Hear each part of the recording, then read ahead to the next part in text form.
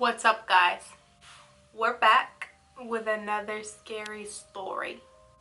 This one is called I've Had Paranormal Experiences All of My Life, and it is like very clean and organized and set up for like each individual event, and I enjoyed reading it, so I think you guys will enjoy it too. For starters, this isn't some ghost blogger bragging. This is me, a 26-year-old, no bullshit guy with real experiences that terrify me to my core. Several particularly shocking experiences occurred during my college years, 2012 to 2015, which I think of constantly. I'll get to those later in this post. Each new event seems to escalate beyond the previous one, and I'm worried what the trend means for me. Despite these experiences, I'm still a huge fan of horror stories and movies, a few of which recently triggered memories from my childhood. All in all, I've had around a dozen of these bizarre experiences so far in my life. I don't know why these things seem to happen to me, but I'm afraid they will persist. Regardless of what these things are or how they might be explained, I figured it's time to write them up for the users on this sub to read. Maybe you can see the patterns that I don't, and together we can figure out how I can stop these from happening, or at least discover why. I hope this will encourage others to share their stories even if they're afraid to. I'll start with the first paranormal experience I've ever had. I remembered this one very recently, which was interesting because I thought of it constantly when I was younger. Somehow over time it slipped from my mind, only to be triggered when I remembered another encounter from my youth. Number 1, the tickle game. That sounds terrifying. When I was very young, I would wake up crying in the middle of the night. Other times, I recall simply feeling that something was wrong, which would cause me to tremble in fear and begin crying. While I wailed and cried in the dark of my childhood bedroom, this odd, terrifying thing would happen. It's difficult to explain, but each time I would cry out, it would feel these vines binding around me in the dark, tickling me in this weird and uncomfortable way, which only made me cry harder. It was akin to pins and needles, like tingling, but multiplied by 1,000. It would only happen when I cried, and if I stopped crying, the tickling would cease.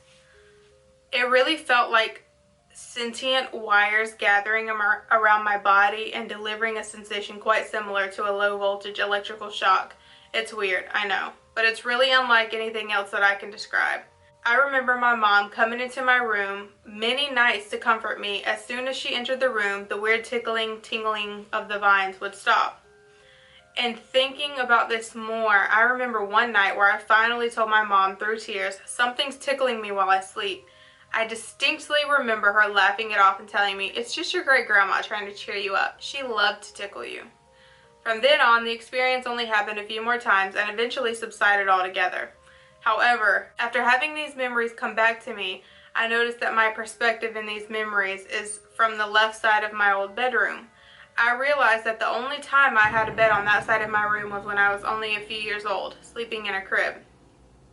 I asked my mom about this recently. She was surprised I remembered any of it because I couldn't have been more than a few years old. Apparently, the recurring event was terrifying enough for me to remember, even from such a young age. In fact, I think that it's the oldest memory I have. It really creeps me out, just thinking about the vines grabbing me as a toddler in my crib, but when compared to some of my other experiences, it was the easy mode. As I said, all of these events are real, which may be why this first one doesn't make as much sense as the others. For me, that's what makes this one so creepy. This first series of incidents still messes with me to this day, and once you learn about my other experiences, maybe you'll start to understand why. It's important to remember that these encounters seem to escalate each time that I have one, and that they haven't stopped. The man from the window. To dive a little more into the layout of my childhood bedroom, if you were standing in the middle of the room facing the bedroom door, my crib, as mentioned in the first story, would be to your left. When my parents could afford one, though, they built me a bunk bed to share with my younger brother, so he could share it with me when he outgrew his own crib, which was still in my parents' room at the time. The bunk bed would be on the wall to your right. just past the foot of the bed. On the right wall was a window with access to the roof of my family's indoor porch below. Lastly, there was a small patch on the floor at the foot of the bed in front of the window where I would sometimes sit and play with Legos. I remember always being a little afraid of that window right up until we moved out of that house when I was 12. And it's because of what would happen at night. Keep in mind that I slept on the bottom bunk. Over the course of at least a year, when I was roughly 5 or 6 years old, I would wake up in the middle of the night and see the silhouette of a man at the foot of my bed, hunched over, pulling the sheets off of me, or worse, pulling me by my legs towards the foot of the bed. I would start screaming and crying, and my parents would rush in and there would be nothing there. I remember telling them that the man was trying to get me, and they brushed it off as nightmares. Sometimes the man would be wearing a top hat, which is terrifying in its own right, but matches a lot of shadow person stories I've read about, even to my own disbelief.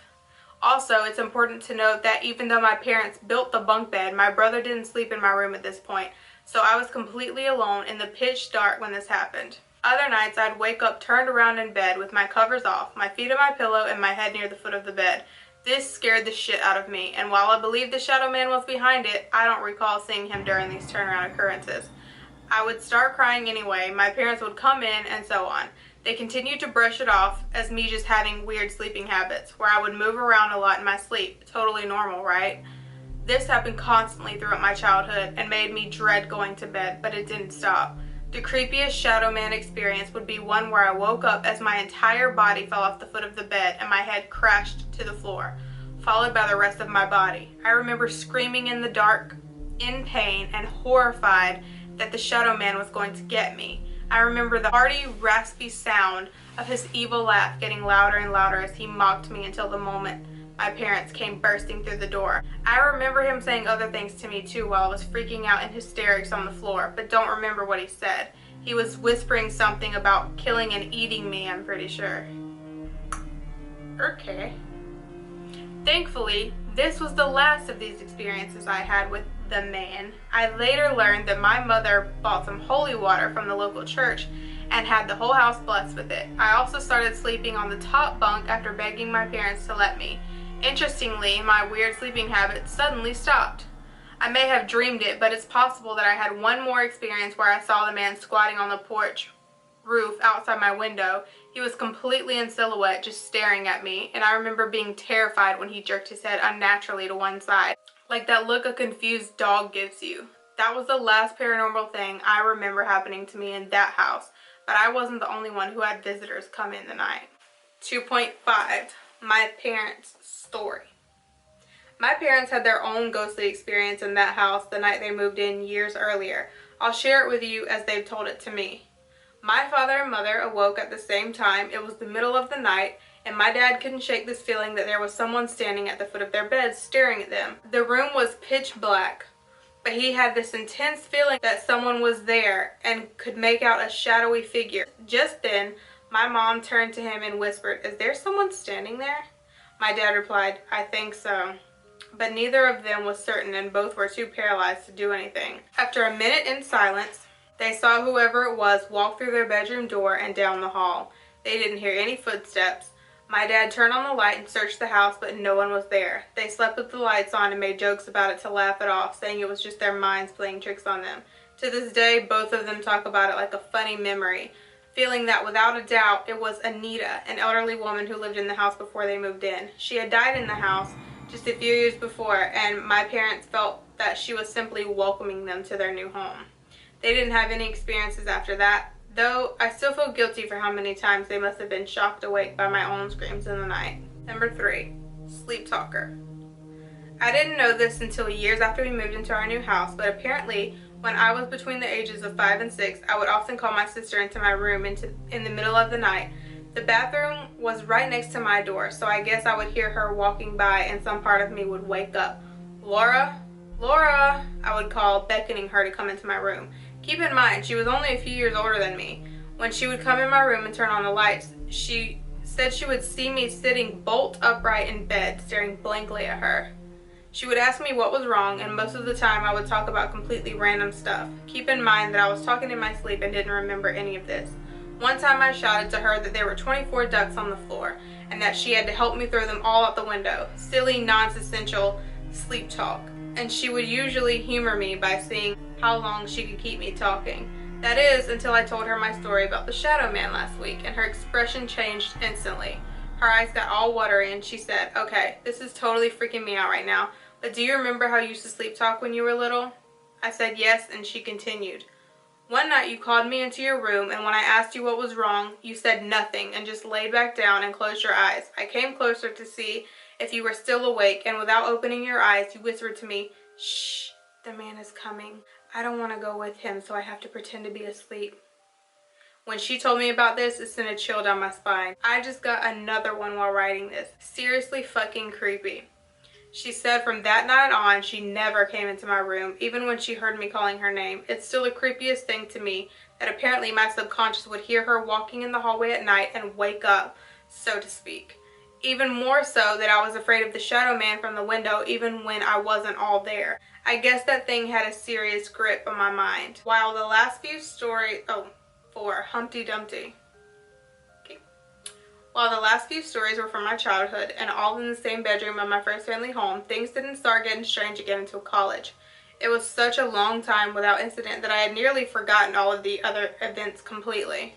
I'm not sure if this was a ghost or not, but somewhat disturbing either way and still unexplained in my book. As you may know, Buffalo is a weird place with a handful of well-known horror destinations like the infamous Orphan Asylum, where a bunch of orphans died, or Delaware Road, where ghost children, a ghostly old man with a lantern, and something akin to a werewolf have allegedly been seen at night. Of course, I chose one of the most haunted cities in New York to call my college home. While I never went to the Orphan Asylum, a friend did bait me and a few girls into going to Delaware Road late one night. It's a long stretch of dirt road, a mile or so long, with nothing but all woods on each side. There are no streetlights, so all you can see is black void in front of you and dense forests on either side, barely illuminated by the car's headlights. My friend almost drove off of that road and crashed after midnight with me in the passenger seat. However, this story isn't about Delaware Road. It's about Buffalo's most famous haunted attraction, the Buffalo State Asylum for the Insane. One October night, freshman year, some friends and I did a scavenger hunt. We had to go to the good old insane asylum and take a picture inside it. Cue horror movie music. When we got there, the place was in horrible shape, littered in no trespassing signs. There was caution tape and mesh fences stacked along the outer perimeter, which of course we had to go through to get the photo. Me and two of the girls snuck through the hole in one of the fences toward the most terrifying looking building of all time. Seriously, Google it. In the middle of the night, suddenly a light turns on above one of the balconies. We looked up to see a large bald man wearing a robe or something. He stares at us for a moment and all three of us stop dead, worried we're gonna get caught trespassing. Then the guy starts pacing the balcony, doing lunges and shouting at the top of his lungs, "Humpty Dumpty sat on a wall. Humpty Dumpty took a shit. You better run or I'm gonna fucking kill you all. I'll kill you." The girls screamed and we bolted out of there, back to the parking lot. While we were running, I looked back. The guy was gone and the light was out. Our other friends came running up to us asking why the girls were crying, and we told them about the crazy old man. We started arguing over whether he was wearing a bathrobe or a hospital gown, which the girls swore it was. My friend, a Buffalo native, said it didn't matter because the entire building was condemned and scheduled to be renovated, hence all the police tape. Ghosts or not, if there was a psycho in there screaming nursery rhymes, it was probably a good idea to get the fuck out. While I don't know if the insane asylum guy was a ghost or not, I know for a fact that both events that occurred in my apartment were supernatural, and they scare me way more than some half-naked guy on a balcony ever could. Number 5, the one night stand. Oh, you was like, oh. What follows comes from my 3rd semester in college, a full year after the last story. A few friends and I lived in this creepy rundown apartment that we all swore was haunted. Now I guess I know the truth. Before we go further, I want to say that for the record, I definitely did this all to myself. Buffalo is known for its horrible weather, which kept me inside most of the time, and of course ghost stories among other things. Since I'd always been interested in myths and legends, I spent a lot of time on that weird part of YouTube. I know. I spent a lot of time on that weird part of YouTube, eventually landing on some pages about ghost spirits and how to invite them to communicate with you.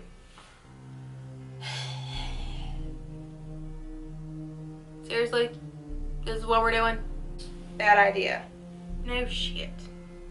To be clear, I have never used a Ouija board or anything like that because fuck no.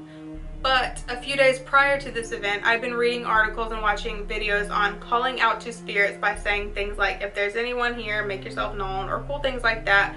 If someone's here, I invite them to share my company, etc.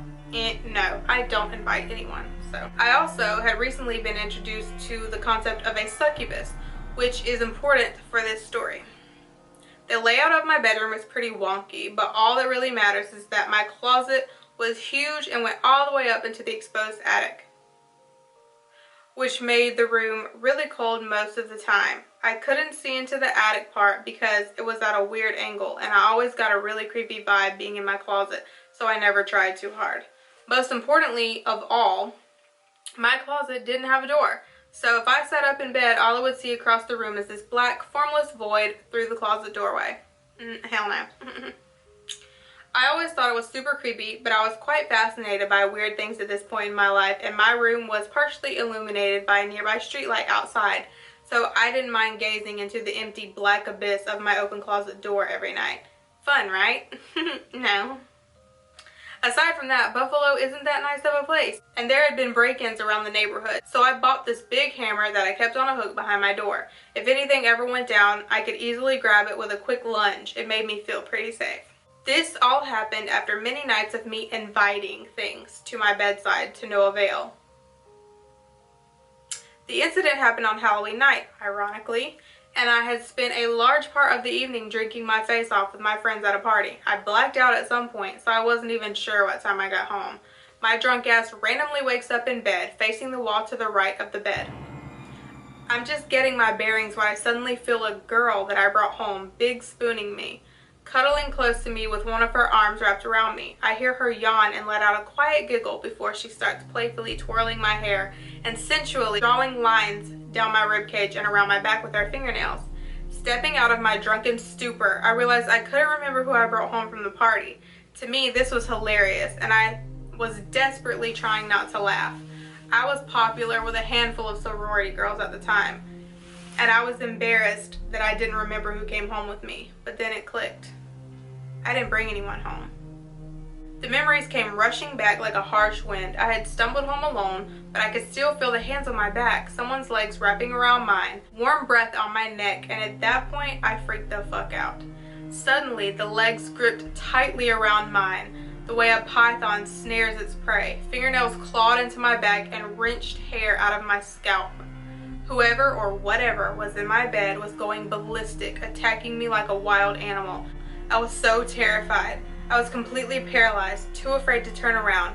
I didn't know what to do. As the nails clawed into me and scratched me, I started praying, just praying that God would help me. After a few moments, the pain was so great that I finally sprung up, scrambled out of bed, grabbed the hammer, and flicked on the light. There was no one there. Just an empty, messy bed. I just stood there in pure awe, holding the hammer and freaking the fuck out. I went to the bathroom, got some water, and went back to bed with the lights on, somehow eventually falling asleep. In the morning, I got up and figured it was all a bad dream, until I got back in my room and saw the hammer sitting on my bedside table. From then on, I never tried to invite anything into my home. The problem is, some doors don't close that easily once you open them, and as I said, my creepy closet didn't have one. Number 6. The Buffalo Ghost. This encounter happened a little over a month after the first haunting in my crappy apartment in Buffalo. It was the beginning of December 2013, and the Thanksgiving break had taken my mind off of the bizarre occurrences from the October before. A little comfort food, family, and the warmth of southern New York does wonders for the mind and body. At this point, I still hadn't told anyone about the first event in my apartment. I didn't tell anyone until years later. Like the one night stand story, this one starts with me being shit-faced, horribly drunk, which has led me to see a pattern here. But nevertheless, these two experiences scare the living shit out of me. I had read somewhere that writing things down helps you get them out of your head, like bad dreams, so I decided it was about time to put this one up here. You know that moment when you first open your eyes and you wake up? At first everything's fuzzy. Maybe you blink a few times before things come completely into view. Next time you wake up after a full night's sleep, instead of blinking a few times, try just opening your eyes slightly, just to the point where you can still see your eyelashes hanging over your pupils. Everything's blurry and distorted, like looking at an object through a glass of water. It was early in the morning and there was light coming in from my windows. I'd just woken up and I knew immediately that I was horribly hungover. Before even opening my eyes, I stretched my arms back past my shoulders. In the middle of the stretch, I opened my eyes slightly, just as I'd mentioned before. There was a figure at the foot of my bed, about 5 feet tall, with its head cocked to one side. In an instant, I opened my eyes all the way. They hadn't adjusted to the light and everything was still blurry. The figure turned towards me. It was looking at me. Its huge mouth yawned open in a warped shape as it let out a screaming howl. I lashed my hands to my ears and clamped my eyes, screaming and praying like before. I blinked quickly. Everything still blurry. He was still there. His yowl was getting louder and louder. I prayed and prayed, all of this happening in the length of a few seconds. I almost couldn't bring myself to open my eyes again in sheer horror of his appearance.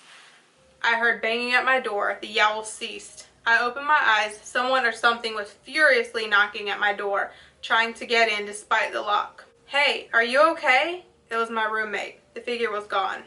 Stammering and sitting up, I said I was fine and just had a really bad dream. I got out of bed and met my roommate at the door, who said he heard me screaming.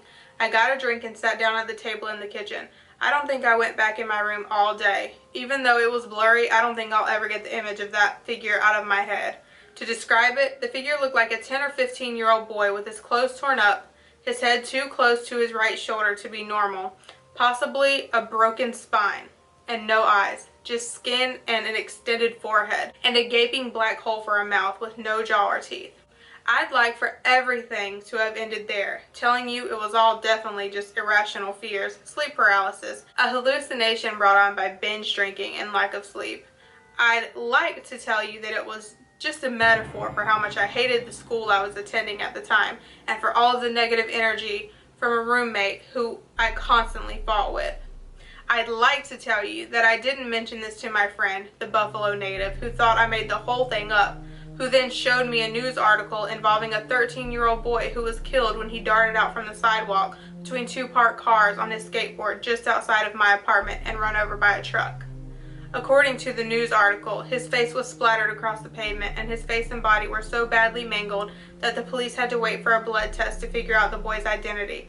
Also, apparently, this had happened just 1 year before I moved into that apartment. This wouldn't be the last event. Yeah, some of these you didn't bring on yourself, dude, but some of them you did.